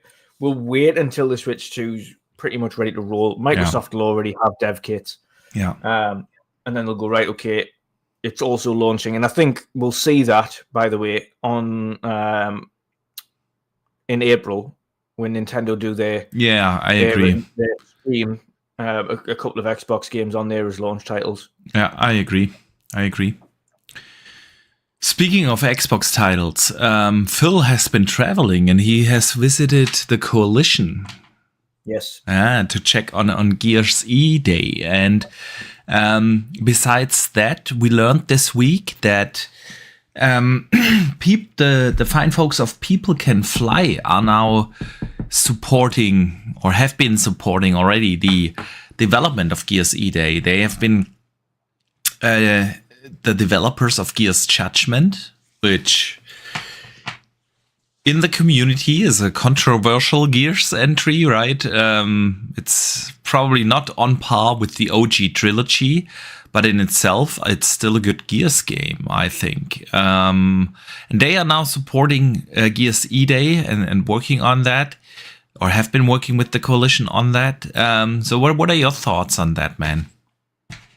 Yeah, I mean, they worked with the on the original trilogy as well. So, I mean, it's extra hands can help. They know how to. I mean, the good thing about it is they're masters of Unreal Engine anyway. At Coalition, so it's not like they're using a third party or their own engine, because it makes life so much easier when you're getting helping hands in from other studios and you're using the biggest engine in in gaming, which is Unreal. And like you say, they've worked on the franchise in the past, so it's not like it's a company that doesn't know what they're doing or doesn't know what the franchise is about. So yeah, I think it can only mean good things, and it's only just going to help it push the game along quicker and get things out to us a lot sooner. So yeah, a lot sooner. So you think, because a lot of people think Gears E-Day is going to come this year? No, I don't know where people keep getting that from. I don't know either. I don't know either. Last year. Yes, you could say they haven't released something in a while. Yeah, but they've also been a support studio for many other studios. They've been working directly with Epic on Unreal. They've been working with Unreal on projects like the Matrix demo and things like that. Like, they've been doing a lot of work in the background in the industry, not specifically for Microsoft. In the industry with both Epic and Microsoft as a support, so technological support studio. Yeah. Of course, off of the Coalition is what is classed as their kind of technology division, which support all the technology side of things for Xbox. Yeah, I agree. So it's for me, E-Day is still maybe late next year, if not the year after. Since I do believe that Xbox is gonna launch a new console next year, I believe it's gonna be a launch game, or at least launch window for the next gen. And it would only make sense, like Gears has always been a graphical showcase. Whether you like it or not, I love it. It's actually probably my favorite Xbox IP, I would say, even above Halo. I love the Gears IP, but whether you like it as much as I do or not, you can't deny that it has always been a graphical showcase. And if your unique selling point is hardware capabilities, what better way to launch it with a Gears game that looks absolutely phenomenal and is just with every screenshot screaming, okay, this is why you need this new hardware, right? Yeah. So I don't think it's a this year game. Honestly, if you look at their lineup this year, I mean, it's definitely not a first half game. If so, it would be a second half game. But even then, you have Fable, you have Call of Duty, you have Ninja Gaiden, you have Outer Worlds 2. Like, why would you squeeze in a Gears there if you could make that a launch title for your new hardware in 26? So no way, that's this year game. Yeah, I agree. It's definitely not this year. Not sure where it come from. I don't know either. But yeah. And the other thing is, of course, the Gears collection that we mentioned earlier, which is like the longest running rumor probably out there. And every year we hear it's gonna get announced soon. It's gonna get announced soon, right? Yeah. So, and I mean, it obviously makes absolute sense, but it does need to be announced soon, because ultimately, if Gears E-Day is around the corner, you want people to play Gears E-Day, which is the prologue essentially, followed by 1, 2, 3. Yeah. And then go into the rest of the franchise. And of course, now with vast or a new player base that is double in size of what you have on your side of things, right? Meaning, of course, the PlayStation community. You're gonna introduce them into the greatness that is the OG trilogy, and then release Gears E-Day a year later or so. Yeah. Right, Dutch. Good talk. I think it's time to move over to the community questions this week. Woo. Yes. Since we are now on a Saturday evening doing this podcast, it's been a few days since people saw the posts, but we usually go live on Thursdays, and that's why we post on Wednesdays. On Blue Sky, on X, on YouTube here. We can't do posts on Spotify or Apple Podcasts. So those listeners, if they want to write in community questions, they kind of have to go onto one of the socials.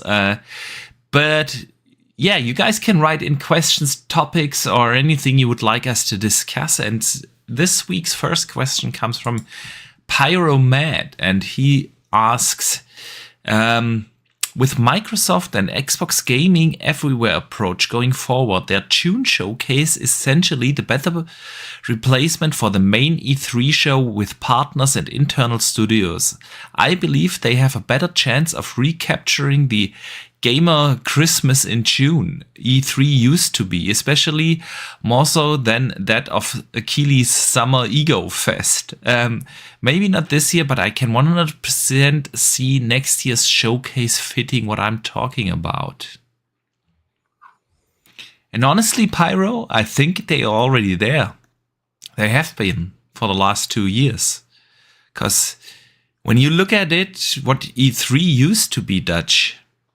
Yeah, we had these showcases from PlayStation, and then Nintendo, and then Bethesda, and then Ubisoft, and then EA, and then Xbox, and that's what E3 used to be. But if you look at what they've done over the last 2 years, none of these, besides Ubisoft, they still do their own. But everyone else, EA didn't do a show, PlayStation doesn't do their shows, Nintendo doesn't do their shows anymore.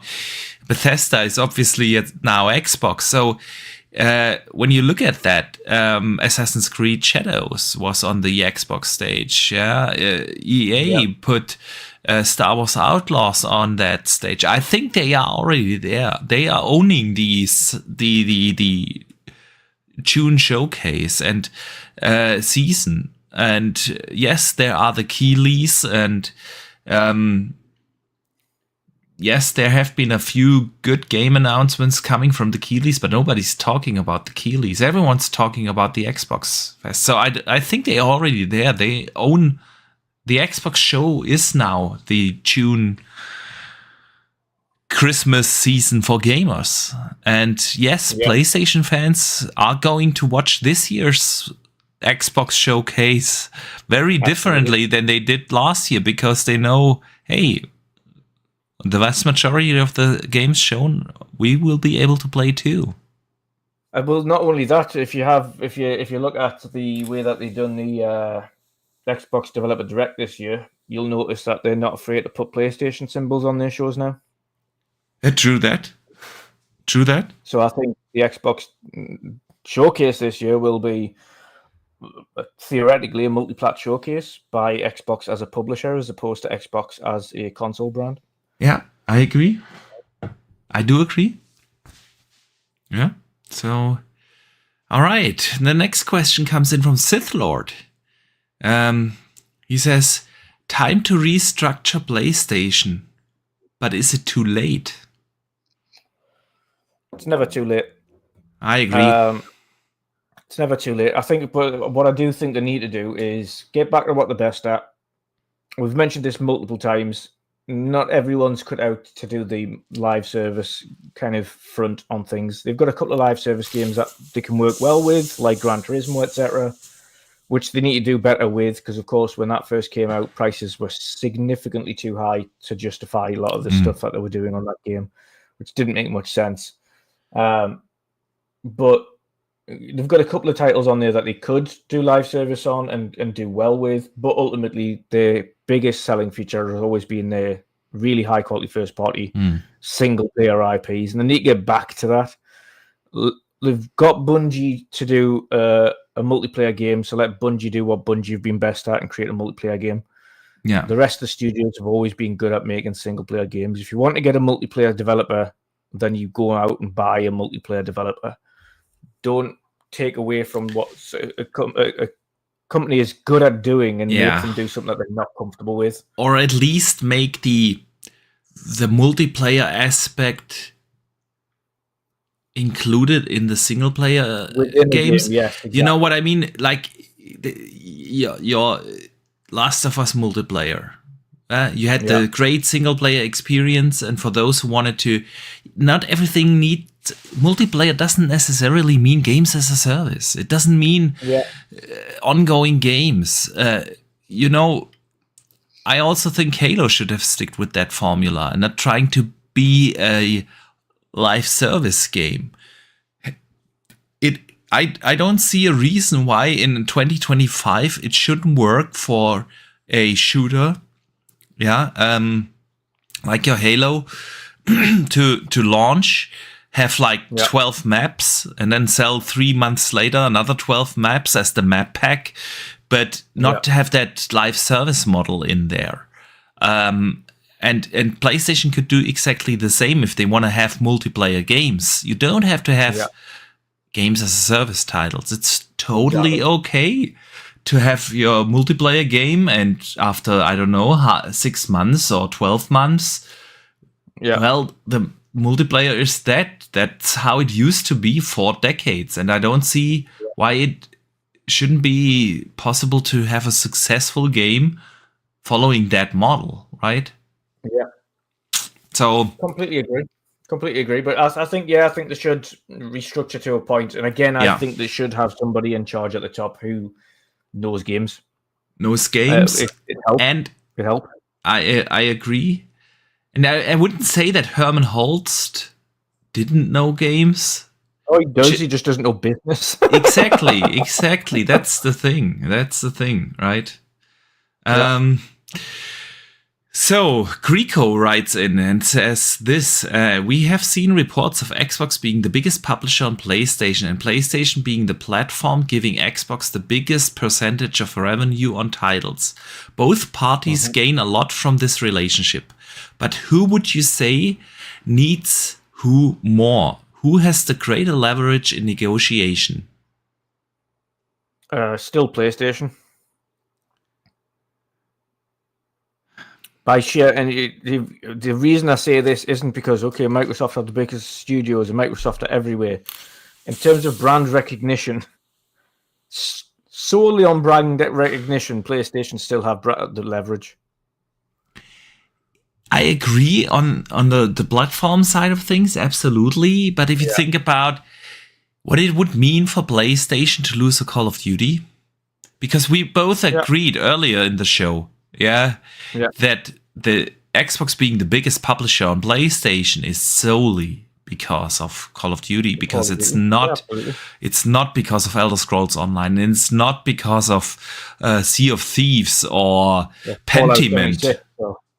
Or you're right. Well, we don't know the sales numbers of Pentiment. Maybe it's Pentiment, guys. I don't know. Oh, Pentiment. Everyone loves Pentiment. Call of Duty sold one copy. Everyone bought Pentiment. It's the secret to this. But ultimately, I understand. Yes, from a third party perspective, if you're going to go to a publisher, for instance, Microsoft on the Ninja Gaiden side of things, you know what would work really well for Microsoft going forward is going to studios and saying, we can help you make these games. We'll publish these games on every platform because we don't pay. And they're more likely to get games going over to their platform, Xbox, as well as every other platform, if they help them publish the game in the first place. Okay, we'll help publish this game, and we'll put it everywhere. You don't have to worry about that. The Ninja Gaiden model. Yep, the Ninja Gaiden model. Put it everywhere. Don't care. Yeah, and I think that's what will help Microsoft on that front. On PlayStation side of things, they still have large leverage just solely down to their name and their visual representation around the industry, and just that predominant. It is just that predominant. When you think about gaming, the vast majority of people think PlayStation. I agree, and at the end of the day, they are providing the player base to Microsoft, or the customer base, And of course, in return, they get their fair share. And if Microsoft will pull everything, like now, completely hypothetical, if they would pull Call of Duty from there, of course, that would bring them in a position for negotiations. But overall, PlayStation still has it does provide the customer base and not vice versa. So. Because there's no guarantee. The thing is with Xbox at the moment is yes, we'll publish it everywhere. Is great for developers. Okay, they don't care as long as it's on everything. We can publish it there. Brilliant. PlayStation, however, have an almost guaranteed market of 100+ million players. Xbox cannot guarantee that players on PC will buy the game.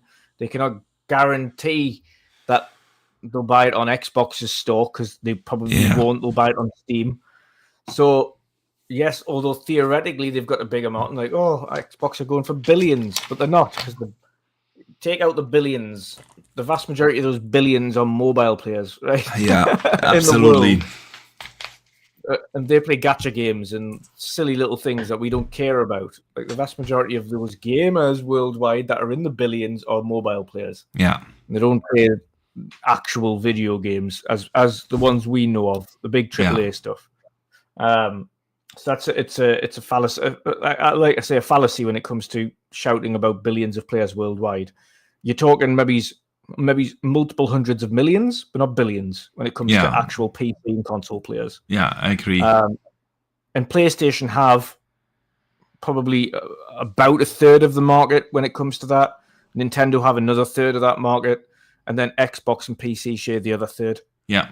And I would say out of that final third, 2/3 of that final third is PC, and then the rest of it's Xbox. Yeah. And that's where the market splits. So that's why PlayStation still have big leverage when it comes to things like that. Yeah. So, I agree. Yeah. Pyromat sends in a question and asks, if you could modern remake a game from your childhood, 13 or younger, what would it be, and which development studio do you believe would be able to make it? I'm going to go completely off Xbox entirely and go back to Nintendo and shout out them. Why do you not continue the Golden Sun franchise, for the love of God? Golden Sun, we're going there. Remake Sweet. it. I want Golden Sun returned to its former glory. Bring it back. Yeah. That was So- Nintendo's answer. Nintendo's answer to Final Fantasy was Golden Sun, and it was fantastic. Bring it It back. was fantastic. My first initial thought went directly to Secret of Evermore from the Super Nintendo. Both Nintendo. Yeah, Both see? Nintendo. Yeah. Because when I think of that age, 13 or younger, we had Sega. But my problem with Sega at the time was, it was we had a Sega console, but I was the only one who had a Sega console. I didn't, to this day, I don't know anyone from my childhood friends who had a Sega. It was like when I was talking in school about Sonic, they looked at me, what the hell are you talking about? It was like, it's very similar with Xbox these days in Germany. If you tell people I'm playing on Xbox, people look at you, what is an Xbox? And it was the same with Sega at the time. So when I think, and that's why I mostly, for the vast majority, played Nintendo. And Secret of Evermore is, to this day, one of my favorite games. It's one. I have only like 6 games I would consider a 10 out of 10.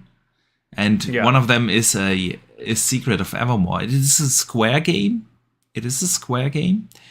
So I would just want Square to remake it and modernize it and bring the awesome that was that game. Just please don't, when you do that, don't close down the studio like you did with Visions of Mana, please. Yes, please.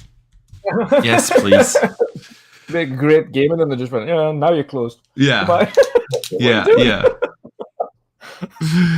Okay. All right, Dutch. All good. With that, I think we come to an end of this week's World of Gaming. Let me shout out this awesome community. Thank you for tuning in. It's been a blast as always. And of course, a big shout out to everyone who listens after the fact, either here on YouTube or on Spotify, Apple Podcasts, wherever you're listening. Thank you. We appreciate you.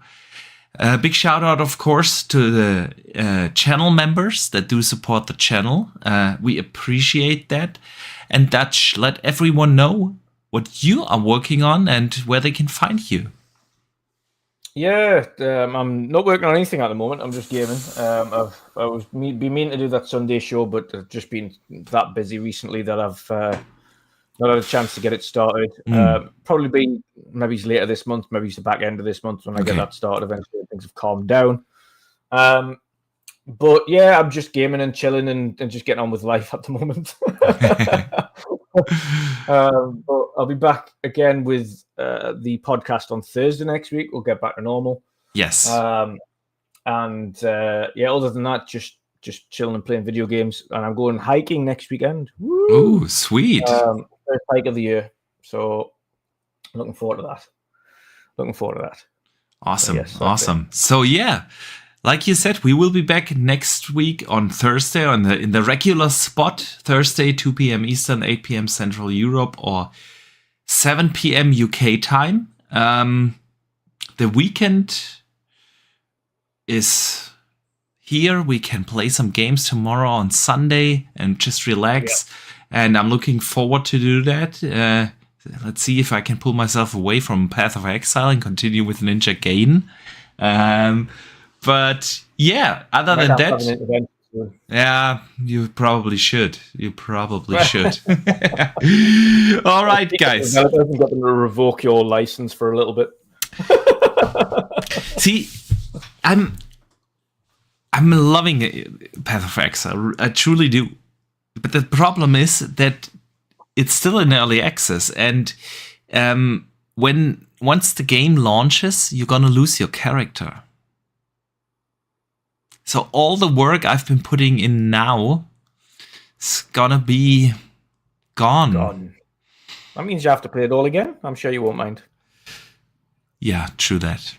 True that. All right. So you guys enjoy your gaming. We see you next Thursday. And don't forget to game on.